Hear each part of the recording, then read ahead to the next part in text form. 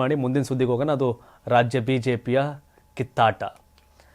ವಿಜೇಂದ್ರ ವಿರುದ್ಧ ರಮೇಶ್ ಜಾರಕಿಹೊಳಿ ಯತ್ನಾಳ್ ರೊಚ್ಚಿಗೆದ್ದಿದ್ರು. ರೆಡ್ಡಿ ರಾಮುಲು ಕಾಳಗಲ್ ರಾಮುಲು ರೊಚ್ಚಿಗೆದ್ದಿದ್ರು ವಿಜೇಂದ್ರ ವಿರುದ್ಧ. ಈಗ ವಿಜೇಂದ್ರ ವಿರುದ್ಧ ರೊಚ್ಚಿಗೇಳುವ ಸರದಿ ಚಿಕ್ಕಬಳ್ಳಾಪುರ ಸಂಸದ ಡಾಕ್ಟರ್ ಕೆ ಸುಧಾಕರ್ ಸರದಿ. ರಾಜ್ಯಾಧ್ಯಕ್ಷ ಸ್ಥಾನದಿಂದ ವಿಜೇಂದ್ರರನ್ನ ಕೆಳಗಿಳಿಸಬೇಕು ಅಂತ ಬಿಜೆಪಿ ಸಂಸದ ಸುಧಾಕರ್ ಆಗ್ರಹ ಮಾಡಿದ್ದಾರೆ. ರಾಜ್ಯ ಬಿಜೆಪಿಯಲ್ಲಿ ಮತ್ತೆ ಭಿನ್ನಮತ ಸ್ಫೋಟಗೊಂಡಿದ್ದು ಒಬ್ಬರಾದ ಮೇಲೆ ಒಬ್ಬರು ಬಹಿರಂಗವಾಗಿಯೇ ರಾಜ್ಯಾಧ್ಯಕ್ಷ ವಿಜೇಂದ್ರ ವಿರುದ್ಧ ವಾಗ್ದಾಳಿ ನಡೆಸಿದ್ದಾರೆ. ಬಿಜೆಪಿ ಹಿರಿಯ ಶಾಸಕ ಬಸನಗೌಡ ಪಾಟೀಲ್ ಯತ್ನಾಳ್, ಮಾಜಿ ಸಚಿವರಾದ ರಮೇಶ್ ಜಾರಕಿಹೊಳಿ ಹಾಗೂ ಶ್ರೀರಾಮುಲು, ನಂತರ ಇದೀಗ ವಿಜೇಂದ್ರ ವಿರುದ್ಧ ಮತ್ತೊಬ್ಬ ಮಾಜಿ ಸಚಿವ ಹಾಗೂ ಹಾಲಿ ಸಂಸದ ಡಾಕ್ಟರ್ ಕೆ ಸುಧಾಕರ್ ಅವರೇ ಬಹಿರಂಗವಾಗಿಯೇ ಗುಡುಗಿದ್ದಾರೆ. ಚಿಕ್ಕಬಳ್ಳಾಪುರ ಬಿಜೆಪಿ ಜಿಲ್ಲಾಧ್ಯಕ್ಷರಾಗಿ ಸಂದೀಪ್ ಅವರನ್ನು ಆಯ್ಕೆ ಮಾಡಿರುವುದರಿಂದ ಸಿಡಿದೆದ್ದಿರತಕ್ಕಂಥ ಸುಧಾಕರ್ ಇಂದು ಬೆಂಗಳೂರಿನಲ್ಲಿ ಸುದ್ದಿಗೋಷ್ಠಿ ನಡೆಸಿ ಬಹಿರಂಗವಾಗಿಯೇ ವಿಜೇಂದ್ರ ವಿರುದ್ಧ ವಾಗ್ದಾಳಿ ನಡೆಸಿದರು.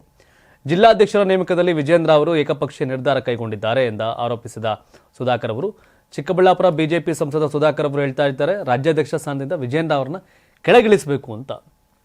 ನಿಮ್ಮ ನಾಯಕತ್ವದಲ್ಲಿ ಕೋಲಾರ ಚಿಕ್ಕಬಳ್ಳಾಪುರದಲ್ಲಿ 1 ಸೀಟು ಗೆಲ್ಲಿ ನೋಡೋಣ ಎಂದು ಡಾಕ್ಟರ್ ಕೆ ಸುಧಾಕರ್ ವಿಜೇಂದ್ರ ಅವರಿಗೆ ಬಹಿರಂಗ ಸವಾಲು ಹಾಕಿದ್ದಾರೆ. ತಮಗೆ ಬೇಕಾದವರಿಗೆ ಅಧ್ಯಕ್ಷ, ರಾಜ್ಯ ಕಾರ್ಯದರ್ಶಿ, ರಾಜ್ಯ ಪ್ರಧಾನ ಕಾರ್ಯದರ್ಶಿ, ರಾಜ್ಯ ಉಪಾಧ್ಯಕ್ಷರನ್ನ ನೇಮಕ ಮಾಡಿಕೊಂಡಿದ್ದಾರೆ. ಇವತ್ತಿನ ರಾಜ್ಯಾಧ್ಯಕ್ಷ ಮಿಸ್ಟರ್ BY ವಿಜೇಂದ್ರ ಅವರ ಧೋರಣೆ ಬೇಸರ ತಂದಿದೆ ಎಂದು ಅಸಮಾಧಾನ ಹೊರಹಾಕಿದರು.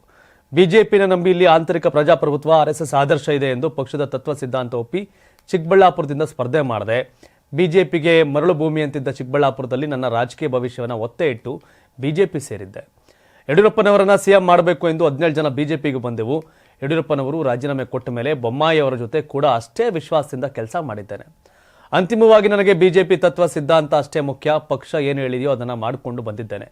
ಒಂದು ಬಾರಿ ನನಗೆ ಚಿಕ್ಕಬಳ್ಳಾಪುರದಲ್ಲಿ ಆಘಾತ ಆಯಿತು. ಇವತ್ತು ಪಕ್ಷ ಕಟ್ಟುತ್ತೇವೆ ಎಂದು ಹೊರಟಿದ್ದವರು ಟಾರ್ಗೆಟ್ ಮಾಡಿ ಸೋಲಿಸುವಂತಹ ಪ್ರಯತ್ನ ಮಾಡಿದವರು ಅಂತ ಪರೋಕ್ಷವಾಗಿ ವಿಜೇಂದ್ರ ವಿರುದ್ಧ ವಾಗ್ದಾಳಿ ನಡೆಸಿದರು. ಯಾರನ್ನೂ ವಿಶ್ವಾಸಕ್ಕೆ ತೆಗೆದುಕೊಳ್ಳುವ ಜಾಯಮಾನ ಅವರದಲ್ಲ. ಇವರ ದರ್ಪ, ಇವರ ಅಹಂಕಾರ, ಇವರ ಹತ್ತಿರ 1000 ಕೋಟಿ ಇರಬಹುದು. ಇವರ ಹಿಂಬಾಲಕರು ನನ್ನ ಸೋಲಿಸಲು ಪ್ರಯತ್ನ ಪಟ್ಟರು. ಜಿಲ್ಲಾಧ್ಯಕ್ಷರ ವಿಚಾರಕ್ಕೆ ಸೌಜನ್ಯಕ್ಕೂ ನನ್ನ ಜೊತೆ ಚರ್ಚೆ ಮಾಡಲಿಲ್ಲ. ಫೋನ್ ಮಾಡಿದ್ರು ರೆಸ್ಪಾಂಡ್ ಮಾಡಲ್ಲ. ನಡ್ಡಾ ಅವರಿಗೆ ಮೆಸೇಜ್ ಹಾಕಿದ್ರೆ ಅಪಾಯಿಂಟ್ಮೆಂಟ್ ಕೊಡ್ತಾರೆ. ಆದರೆ ಇವರು 2-3 ಬಾರಿ ಅಪಾಯಿಂಟ್ಮೆಂಟ್ ಫಿಕ್ಸ್ ಮಾಡಿ ಕ್ಯಾನ್ಸಲ್ ಮಾಡಿದ್ದಾರೆ.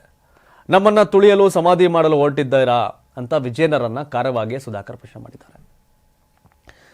ವಿಜೇಂದ್ರ ಅವರ ಸಂಬಂಧಪಟ್ಟಂತೆ ರಾಜ್ಯ ಬಿಜೆಪಿಯಲ್ಲಿ ಅವರ ಅಕ್ಕಪಕ್ಕ ಇರೋರು ಬಿಟ್ಟರೆ ಇನ್ನೆಲ್ಲೋ ವಿರೋಧ ಮಾಡ್ದಂಗೆ ಕಾಣ್ತಿದೆ.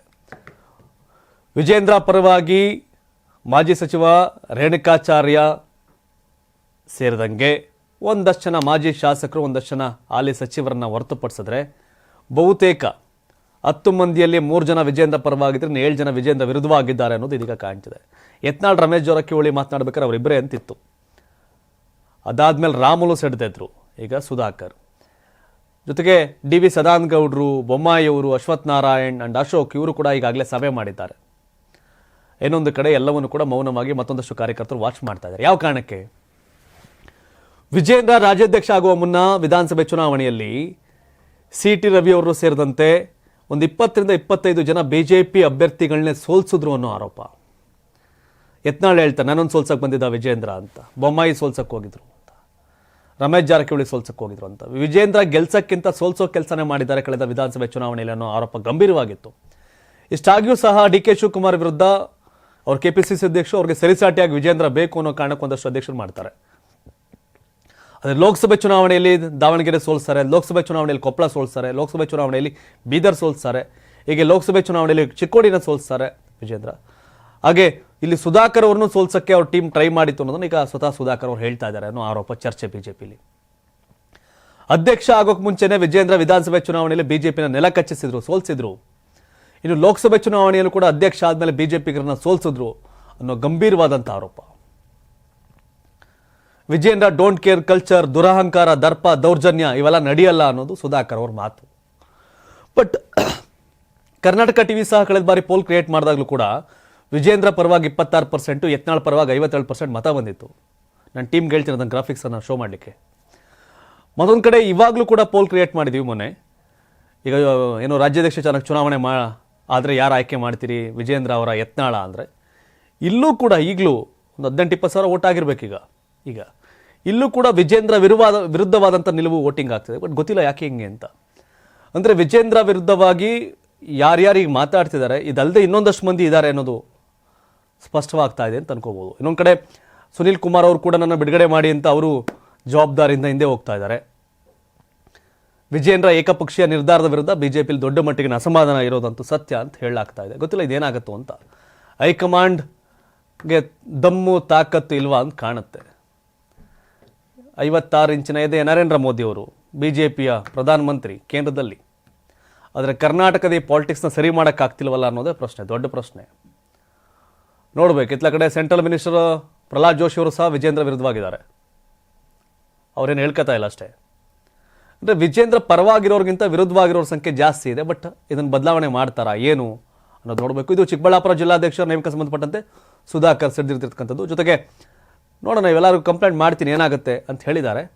ಬಟ್ ಇವೆಲ್ಲ ಬೆಳವಣಿಗೆ ನೋಡಿದ್ರೆ, ರಾಮುಲು ಅವ್ರು ತಿರುಗಿ ಬಿದ್ದಿದ್ದು ನೋಡಿದ್ರೆ, ಸುಧಾಕರ್ ಇವತ್ತು ತಿರುಗಿ ಬಿದ್ದಿದ್ದು ನೋಡಿದ್ರೆ, ನೆಕ್ಸ್ಟ್ ವಿಜೇಂದ್ರ ಅಧ್ಯಕ್ಷ ಸ್ಥಾನದಲ್ಲಿ ಉಳಿತಾರೆ ಅಂತಂದರೆ ಇನ್ನೊಂದಷ್ಟು ಜನ ರೆಬಲ್ ಆಗ್ಬೋದೇನೋ ಬಿಜೆಪಿಯಲ್ಲಿ.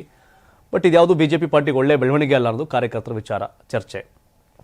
ನೀವು ಕೂಡ ಕರ್ನಾಟಕ ಟಿವಿ ಕಮ್ಯುನಿಟಿ ಪೋಲ್ನಲ್ಲಿದೆ, ಯಾರಾಗಬೇಕು ರಾಜ್ಯಾಧ್ಯಕ್ಷ ವಿಜೇಂದ್ರ ಅವರ ಯತ್ನಾಳ ಅನ್ನೋದೊಂದು ಪೋಲ್ ಇದೆ. ನೀವು ಕೂಡ ವೋಟ್ ಮಾಡಿ. ಯಾರು ವೋಟ್ ಮಾಡಬೇಕು ಅನ್ಸಿದ್ರೆ ಡಿಸ್ಕ್ರಿಪ್ಷನ್ ಕೂಡ ಆ ಲಿಂಕನ್ನು, ಪೋಲ್ ಲಿಂಕನ್ನು ಹಾಕಿರ್ತೀವಿ. ಅದು ಇನ್ನೊಂದು ವಾರದಲ್ಲಿ ಅದನ್ನು ಕೂಡ ಪಬ್ಲಿಷ್ ಮಾಡ್ತೀವಿ. ಒಟ್ಟಾರೆ ಬಿಜೆಪಿ ಮನೆಯೊಂದು 6 ಬಾಗಿಲು ಅಂತ ನಿನ್ನೆ ಲಕ್ಷ್ಮಣ್ ಸವದಿ ಅವರು ಹೇಳಿದರು. ಇದು ಯಾಕೋ 16 ಬಾಗಿಲು ಆಗಂಗಿದೆ. 84ರಿಂದ 50 kg ಬಂದೆ, ಆಮೇಲೂ ಸಣ್ಣಗೆ ಫಿಟ್ ಆಗಿದ್ದೀನಿ. ಅದಕ್ಕೆ ನಾನು ಯೂಸ್ ಮಾಡ್ತಾ ಇರೋದು ಜೀನಿ ಸ್ಲಿಮ್. ಸಣ್ಣ ಆಗಕ್ಕೆ ಜೀನಿ ಸ್ಲಿಮ್ ಯೂಸ್ ಮಾಡದೆ ಹೆಲ್ದಿನೂ ಅದೇ. ನೀವು ಸಣ್ಣ ಆಗಬೇಕಾ, ಹೆಲ್ದಿ ಆಗಬೇಕಾ? ಹಾಗಿದ್ರೆ ಜೀನಿ ಸ್ಲಿಮ್ ಯೂಸ್ ಮಾಡಿ. ಸಣ್ಣ ಆಗೋದಕ್ಕೆ ಯಾವುದೋ ಪ್ರಾಡಕ್ಟ್ ಹೇಳ್ತಾ ಇದ್ದಾಳೆ, ಏನಾದರೂ ಸೈಡ್ ಎಫೆಕ್ಟ್ಸ್ ಇದೆ ಅಂತ ಯೋಚನೆ ಮಾಡ್ತಾ ಇದ್ದೀರಾ? ಖಂಡಿತ ಇಲ್ಲ. ಯಾಕಂದರೆ ಇದು ಕೆಮಿಕಲ್ ಫ್ರೀ. ಸಣ್ಣ ಆಗಬೇಕು ಅಂದರೆ ಜೀನಿ ಸ್ಲಿಮ್ ಯೂಸ್ ಮಾಡಿ. ಹೆಚ್ಚಿನ ಮಾಹಿತಿಗೆ ಕೆಳಗೆ ಡಿಸ್ಪ್ಲೇ ಆಗ್ತಿರೋ ನಂಬರ್ಗೆ ಕಾಲ್ ಮಾಡಿ.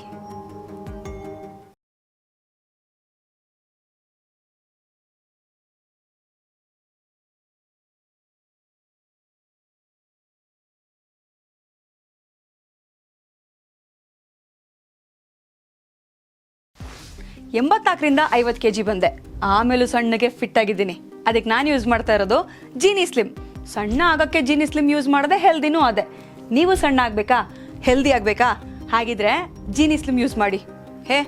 ಸಣ್ಣ ಆಗೋದಕ್ಕೆ ಯಾವುದೋ ಪ್ರಾಡಕ್ಟ್ ಹೇಳ್ತಾ ಇದ್ದಾಳೆ, ಏನಾದರೂ ಸೈಡ್ ಎಫೆಕ್ಟ್ಸ್ ಇದೆ ಅಂತ ಯೋಚನೆ ಮಾಡ್ತಾ ಇದ್ದೀರಾ? ಖಂಡಿತ ಇಲ್ಲ.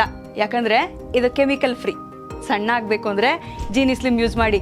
ಹೆಚ್ಚಿನ ಮಾಹಿತಿಗೆ ಕೆಳಗೆ ಡಿಸ್ಪ್ಲೇ ಆಗ್ತಿರೋ ನಂಬರ್ಗೆ ಕಾಲ್ ಮಾಡಿ.